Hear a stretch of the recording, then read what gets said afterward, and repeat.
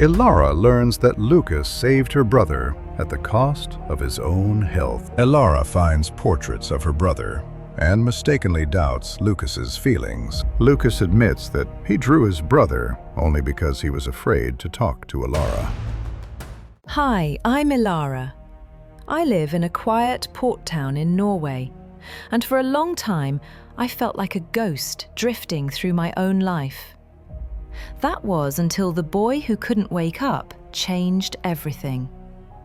But let me go back to where the threads first crossed. You might want to settle in for this one. Growing up, my world was small, and the only person truly in it was my older brother, Soren. Our mother was a marine biologist who lived on research ships for months at a time. Soren was my anchor. He'd walk me to the village school where I'd sit like a statue, never speaking a word to a soul. But the moment his hand grabbed mine for the walk home, the floodgates opened. I'd talk his ear off until the sun dipped below the fjords. He never minded the noise. He used to let me practice my art on him, usually painting his face like a Viking warrior or a sea creature. We'd play Kraken, and I'd chase him through the tall grass near the cliffs. "I'm going to drag you to the depths," I'd yell. He'd just laugh and say, "You're too small to be a monster, Ilara." When Soren finished his apprenticeship and started working at the shipyard, our time together shrank. Our mum moved to a permanent station in Iceland, but we stayed behind.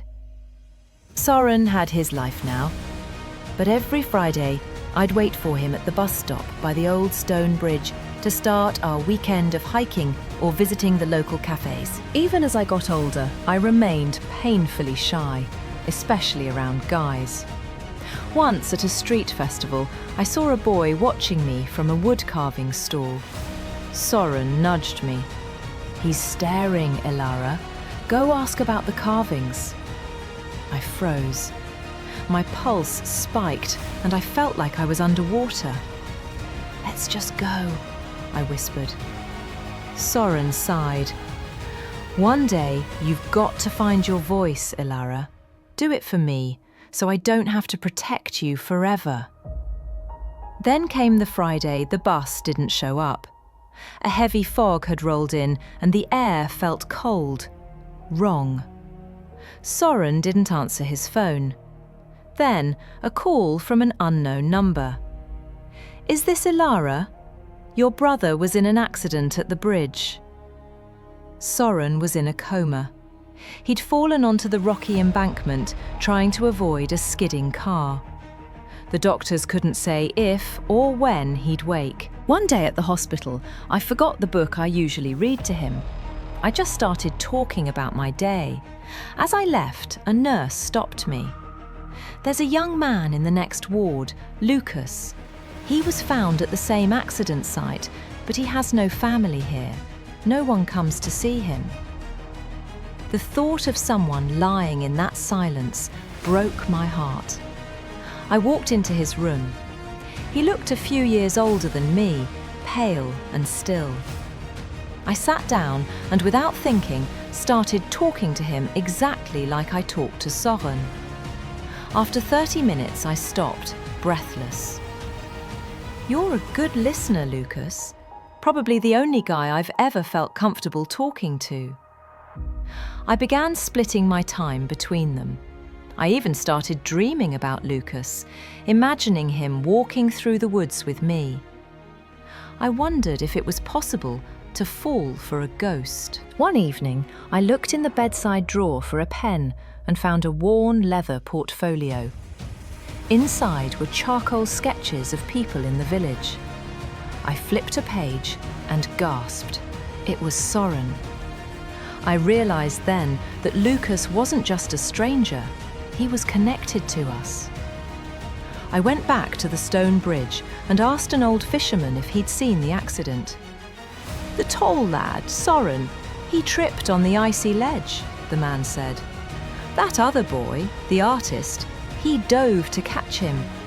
He broke Soren's fall, but he took the worst of the impact against the rocks. Lucas had saved my brother. The fisherman pointed to a small cottage near the harbour. His grandmother lives there. She's been confused lately, waiting at the docks for him to come home from his sketching trips. I found her there, looking frail. I couldn't bear to tell her the harsh truth. Instead, I walked her home and helped her cook. "My Lucas," she whispered.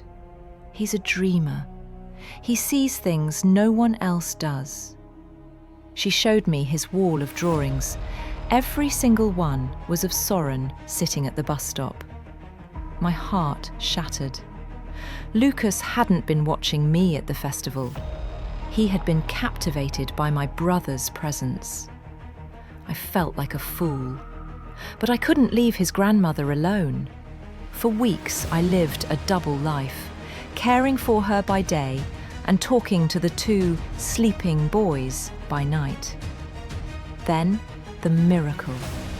Soren woke up. He was weak, but recovering fast. When I tried to visit Lucas one last time, the hospital staff told me he had been moved to a private rehab centre now that his identity was known. "Goodbye, Lucas," I whispered to his empty bed. "I'll look after her for you." Months passed. Soren was back at work, but I still visited the grandmother every Tuesday. One afternoon, the door opened, and there he was, standing with a cane, looking more alive than I'd ever seen him. "You're the girl from the stories," he said, his voice raspy. "The one who looked after my gran." He invited me in for tea. He was everything his grandmother said, gentle, funny, and deeply kind. Later, he asked me to walk with him to the old lighthouse pier. We sat on the edge of the wood, watching the northern lights begin to shimmer. I felt the urge to confess, to tell him I'd spent months talking to his unconscious body. But he spoke first. "I remember the bridge.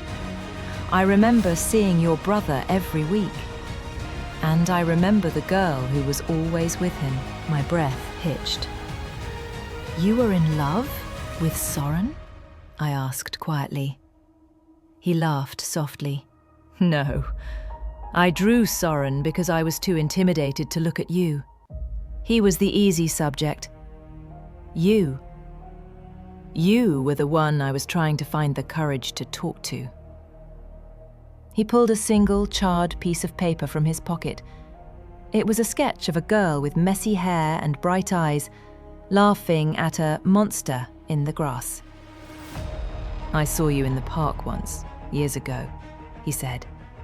"I've been trying to finish this drawing ever since." I looked at him, the sleeping boy who had finally woken up. I didn't say anything. I just leaned my head on his shoulder as the sky erupted in green and violet. "It's a long story," I whispered. "But let's just say, I've been listening to you for a long time."